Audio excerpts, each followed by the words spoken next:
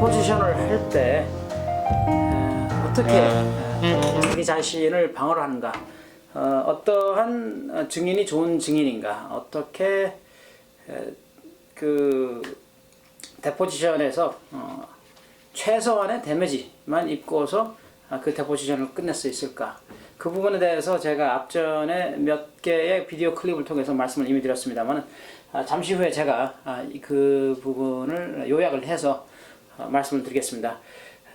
중요한 것은 특히 그 엔지니어들, 연구원들 같은 경우에 데포지션이 상당히 낯설어요, 그 자리가.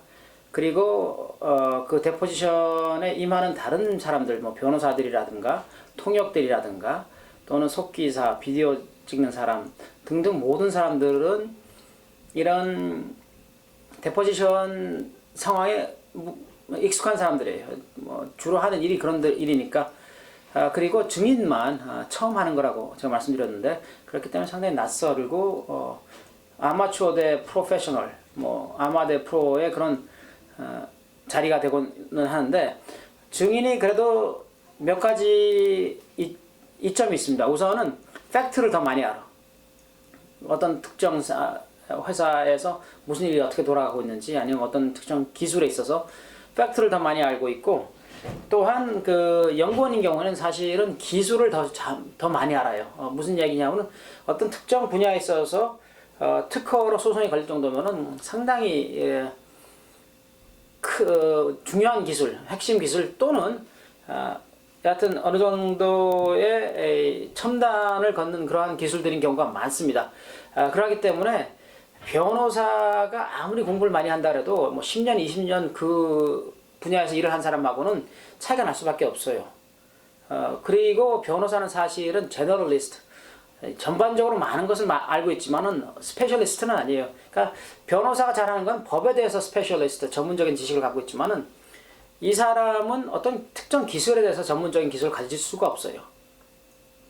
그것을 해서 그 기술로 밥을 먹고 사는 사람이 아니니까. 그래서 가끔씩 이제 사회 전문가를 함께 대동해서 뭐 데포지션을 진행을 하고는 하는데, 여하튼간에 증인은 가장 이 팩트를 많이 알고 있는 사람이고, 그런 어떤 특정 기술에 있어서는 그 방에서는 혼자가 자기가 가장 잘 알고 있는 거예요. 그러니까 자기가 생각할 때 설명을 해줘도 된다 싶으면 설명을 해줄 수가 있는 거고, 설명을 안 해줘야 된다 아니면은 설명을 어느 정도에서 뭐 국한을 시켜야겠다, 또는 설명이 여러 가지가 있는 경우에는 뭐 하나만 해줄 수도 있고, 선택은 증인이 하는 겁니다. 그렇기 때문에 증인이 주도권이 없는 건 아니에요. 아마추어이긴 하지만 데포지션에 있어서 증인이 전혀 어떤 뭐 무방비 상태라고 생각하지는 않습니다. 아울러서 통제권이 있다고 말씀드렸습니다. 시간, 뭐 뜸들이기라든가 아니면은 뭐 중간중간에 휴식을 취하는 것 등등을 통해서 시간에 대한 통제권을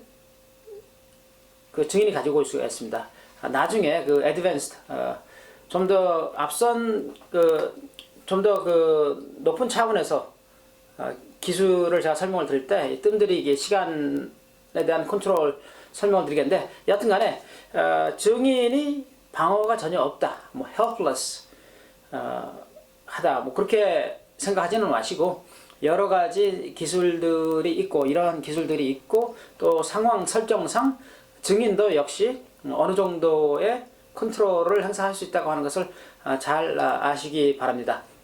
자, 그럼 제가 미리 이번에는 흑판에다가 이 글을 좀 써봤습니다. 아니면 백판인가? 하여튼 칠판이죠. 7을 썼네니까.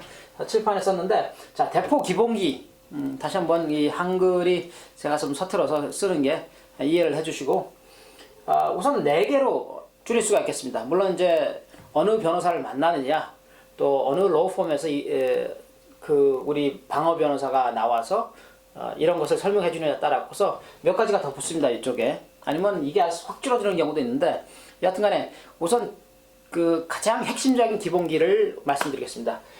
질문에 귀를 기울인다, listen. 이야기를 들어야 될 거 아니에요. 무슨 질문을 하고 있는지 정확하게 이해를 해야 돼. 그러니까 데포지션이라고 하는 것은 어떤 법률적인 설정이기 때문에 답을 해야 합니다, 상대방이 질문을 하면. 하지만 좋은 질문, 그러니까 명확한 질문에 대해서만 답을 할 의무가 있는 거예요. 잘 못 알아듣겠거나 질문 자체가 모호하면은 이해를 못하겠다. 아니면 질문이 너무 모호하다. 그런 것이 답이에요, 사실은.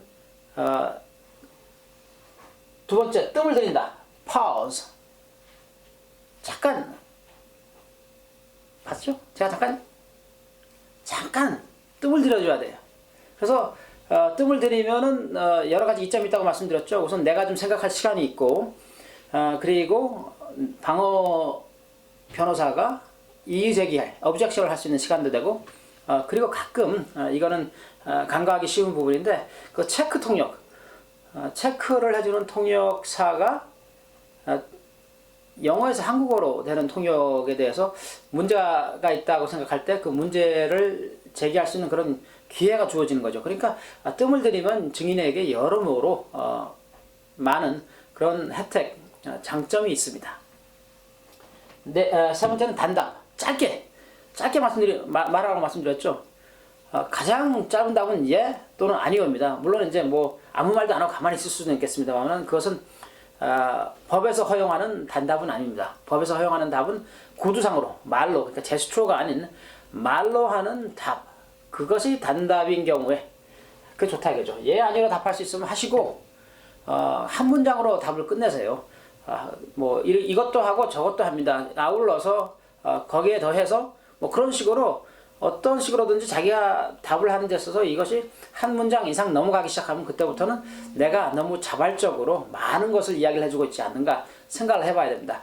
짧게 말을 하는 습관을 들여야 됩니다. 그것이 데포지션에 있어서 내 자신을 보호하는 그런 가장 중요한 방법 중에 하나가 되겠습니다. 그리고 네 번째는 추측하지 않는다.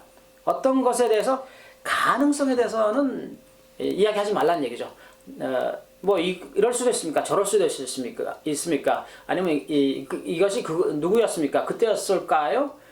아니면 뭐 어제였을까요? 뭐 오늘이었을까요? 하여튼 어떤 식으로든지 내가 추측을 해야 되는, 내가 기억력을 더듬어서 답을 해야 되는 경우, 그런 경우에는 추측하고 싶지 않다가 가장 좋은 답이에요. 근데 이런 경우에는 보통 이제 여러 번 물어보죠. 그때 그 자리에 누구를 만나셨습니까? 기억이 잘 안 난다. 그러면 보통 그 자리에는 뭐 그 사람이 같이 참석을 합니까?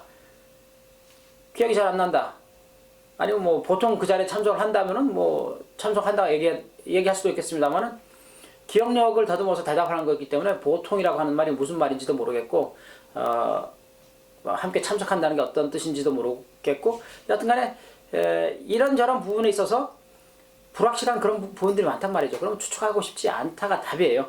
이 부분에 대해서 여러 번 제가 말씀을 드리는데 이 부분이 증인들이 가장 익숙하지 않은 부분 중에 하나예요. 왜냐하면 뭐 그럴 수도 있느냐 저럴 수도 있느냐, 엔지니어들에게 특히 그 연구원들에게 그럴 수도 있냐 저럴 수도 있냐 그러면 어떤 뭐 그 가능성에 대한 그러한 설정들을 하고 뭐 이것이 가능하냐 뭐 저것이 가능하느냐 경우의 수를 물어보기도 하고, 그러면 자연스럽게 대답하는 그런 훈련이 되어 있는 사람들이 바로 연구원들인데, 어떤 가능성에 대한 경우의 수에 대한 질문이 나올 경우에는 답을 하지 않는 것이 좋습니다.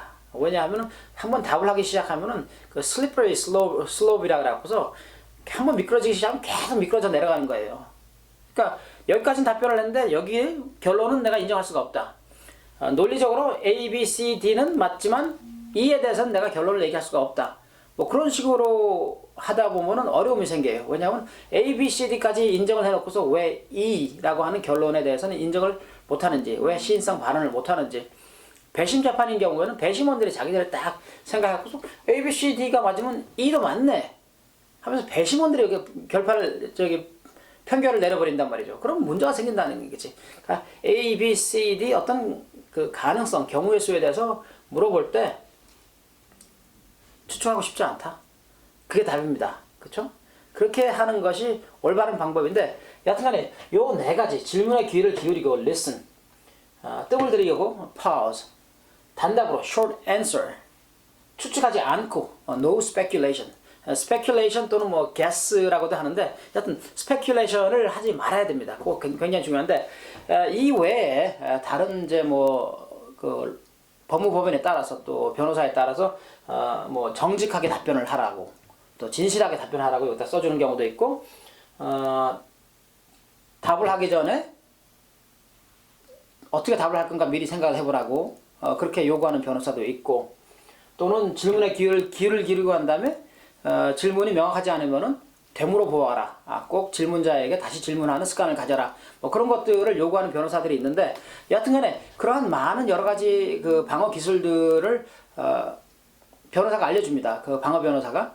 그리고 그런 것들을 이제 바로 그 변호사가 원하는 그러한 방향으로 가는 것인데, 요 네 가지 기본만 기억을 하시면은 나머지 부분은 사실은 자연스럽게 따라올 수 있는 그런 것들이 되고, 그리고 그 변호사가 방어 변호사가 보통 파트너급이 나옵니다. 그러면은 파트너급은 돈을 많이 받아요.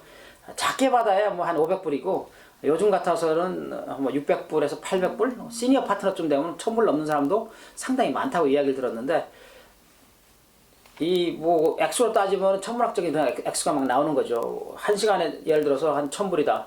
그러면은 10시간 같이 있었으면 10,000불이 하루에 10,000불이 옆에 계시는 분한테 가는, 아니면 뭐 한 시간당 500불이라 그래도 역시 하루에 5,000불. 그리고 데포지션 한 번 하기 위해서는 그 전날 또 데포지션 시간만큼 준비를 해야 됩니다. 질문지에 대해서라든가 아니면은 뭐 예상 질문, 또 이 증인을 준비시켜주는 그런 과정, 그런 것들에 있어서 많은 것들을 준비를 하고 그러기 때문에 이 사람은 상당히 비싼 사람이에요. 그래서 비싼 돈 주고 모셔온 그 변호사가 뭐 이렇게 합시다 저렇게 합시다 이야기를 하면은 그 사람의 말을 듣고 따라주는 게 좋아요. 그 저쪽 네팔 히말라야가 있는 네팔에 가면은 그 히말라야 산을 등정을 할 때, 에베레스트를 등정을 할 때 예를 들어서 그쪽 현지인들을 고용을 한다 그러네. 그들이 이제 짐도 좀 지고 가고 길도 좀 안내를 해주고, 안내원 비슷하게